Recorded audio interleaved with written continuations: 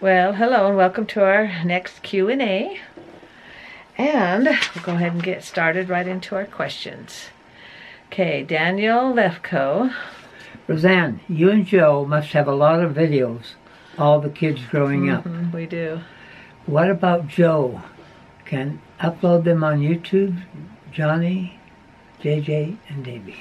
Yes. We have 36 DVDs full of videos, and I probably have 300 or 400 ones from the kids growing up. So, if you go to Papa O's channel, I'll put a link above. That's where he's got a lot of them. And we started when Johnny was 2 and Rochelle was 6 months. And then we've got videos from then on. Yeah, So I've always been in the archive, so if we're looking for an old cute picture, people go to my channel. Oh my goodness. I don't have 5,000 or 6,000 followers, but I only got about 300, so. Yeah, so it's fun to go back, and now that you guys kind of know the kids, you know Davey a lot, and Jimmy Joe, the Action Lab, and the other kids, it's fun to go back and see when they were little, and how our lives, how we ran our lives back then.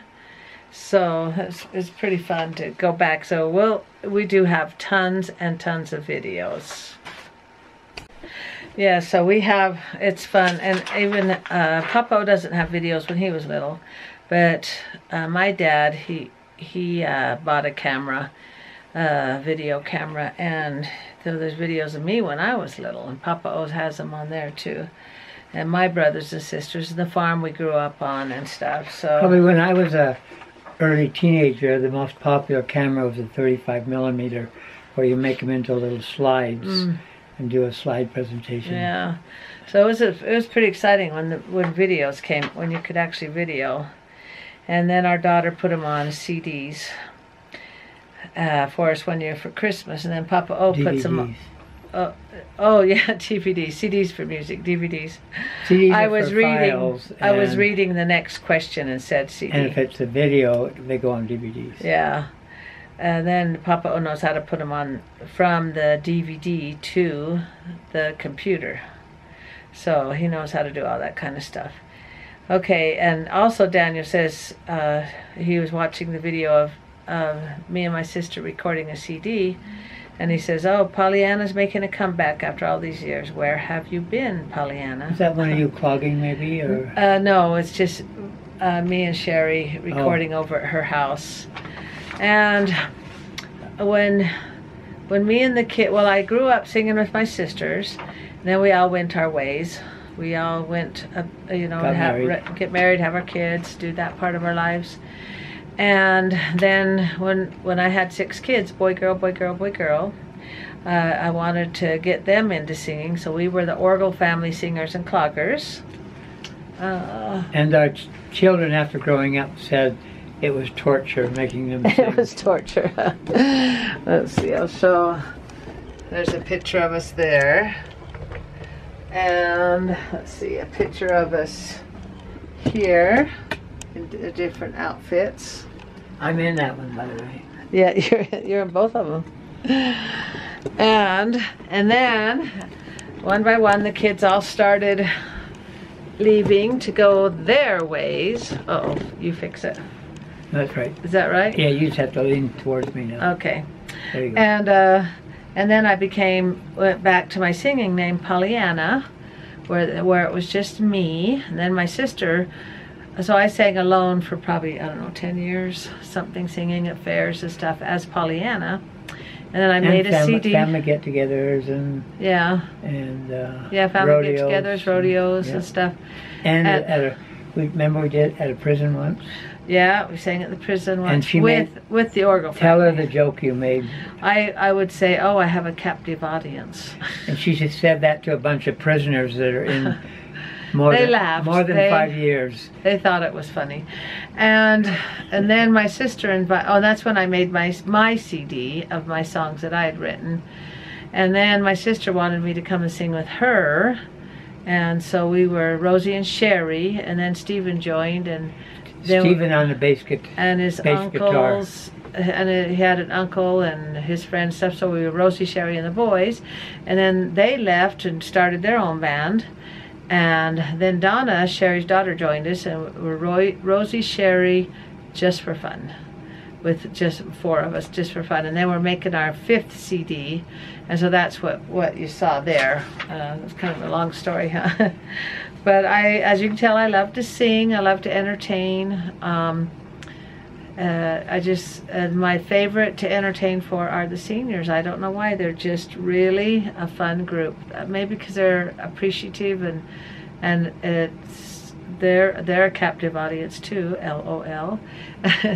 And they just really enjoy the singing. We sing their kind of songs.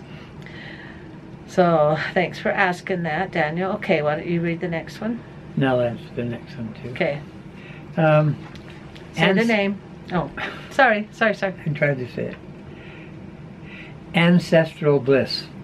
When did you and Papa O each get your driver's licenses, and how did the testing go?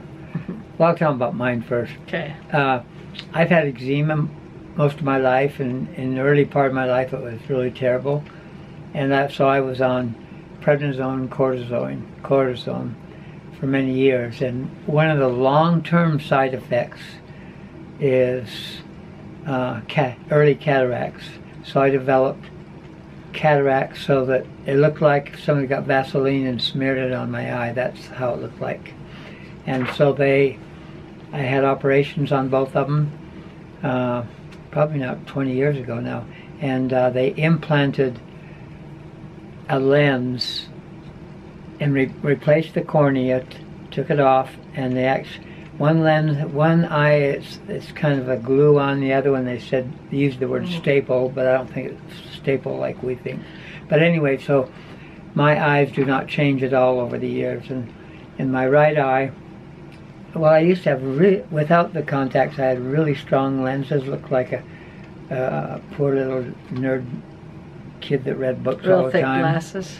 I went to Walmart eye doctor. He's ready to retire. He's been doing the business for a long time, and he had to sign a paper that I, with a slight correction in the glasses on both eyes, I could see 20/20, and so I went back a year later with the same prescription, and he checked a little box that says his eyes will never change.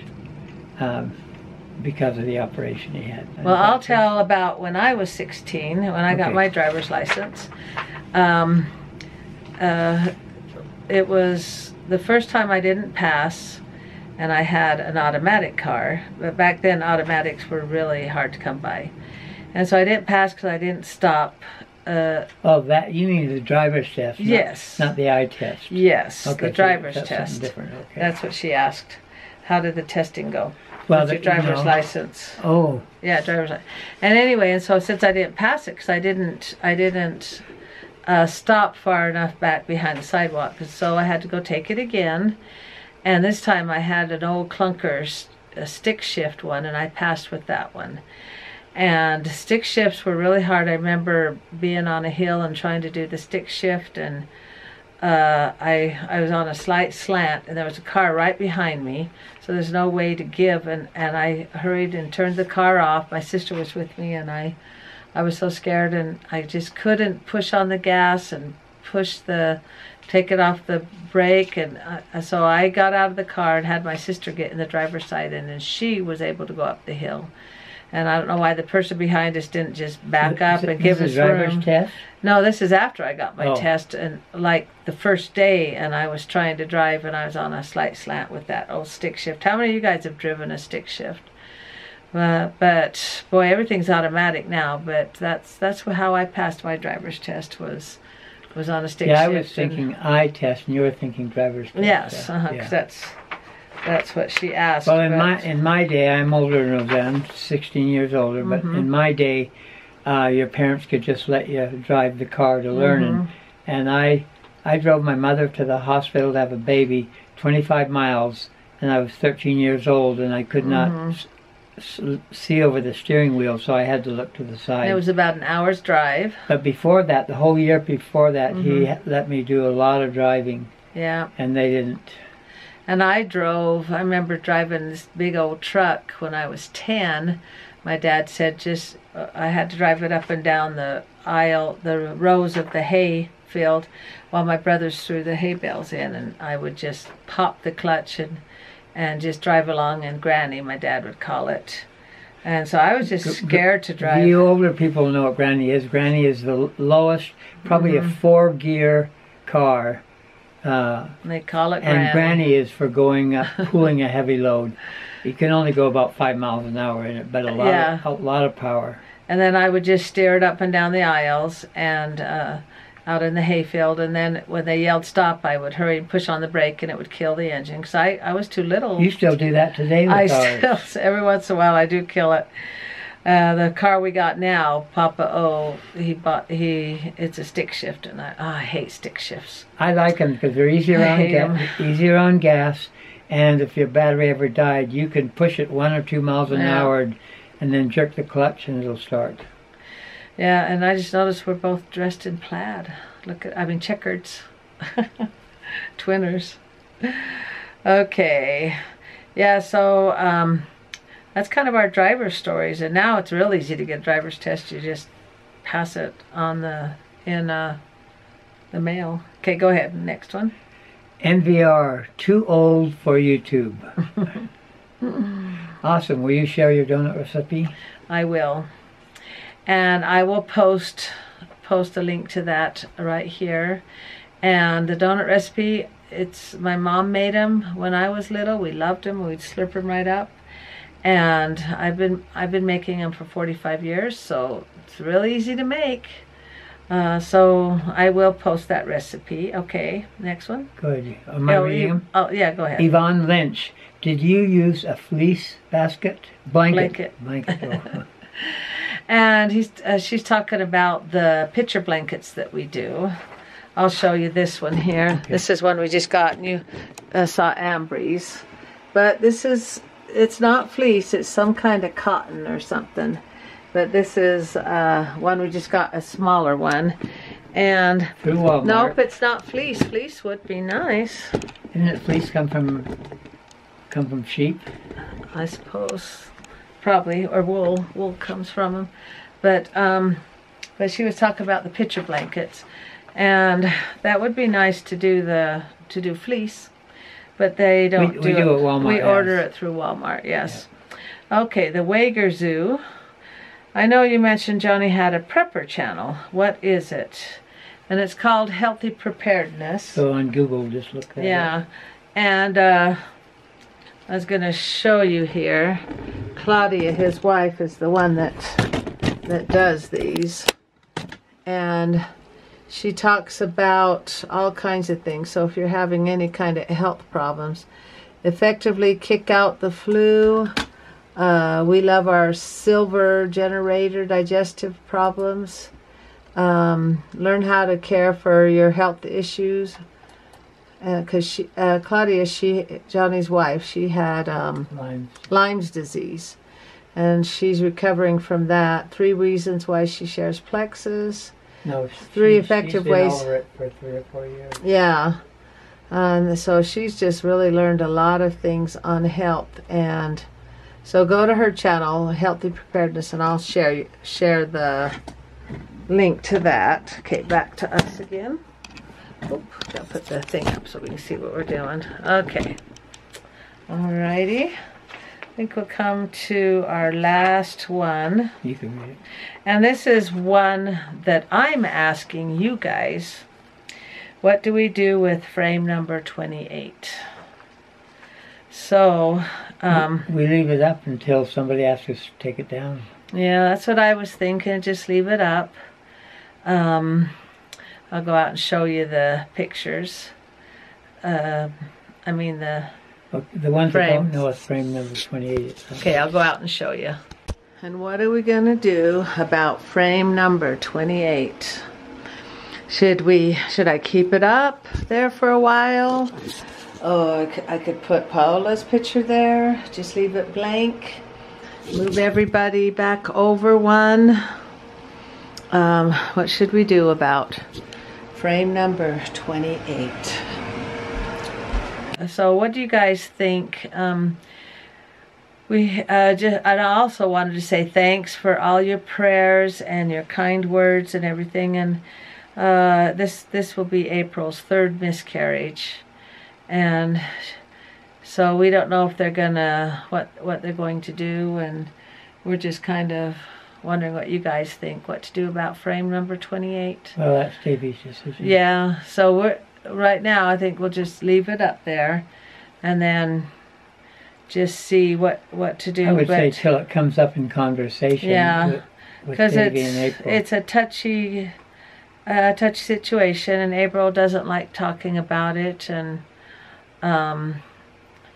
it's just got to be painful. So it's okay, go ahead. So it stays up until Davey or April say something. Yeah, and I've never had a miscarriage, so I don't know what to say or what to do.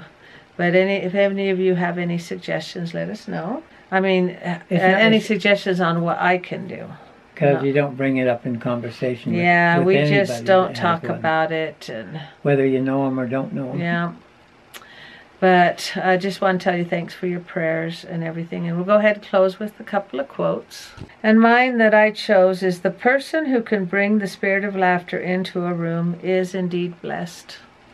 Laughter always lightens situations. But sometimes they laugh so loud and hard that it's annoying. Mm-hmm. Okay, what's yours? Don't laugh hard and loud. Just,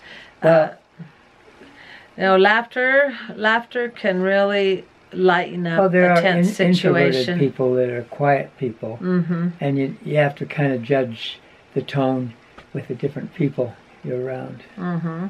Okay, here's mine. It's amazing. Life changes very quickly in a very positive way if you let it. It's true. Yeah, that's so true. Well, thanks for liking, commenting, and subscribing. Thank you for your prayers, and welcome new subscribers. And remember to look for the rose amongst the thorns. And look for the bell up in the corner. Would it be that? Would it be this corner right here? Watch the finger there. Wait, it's backwards when you I point. know, that's what makes it hard. Oh, there it is. And good night, everybody.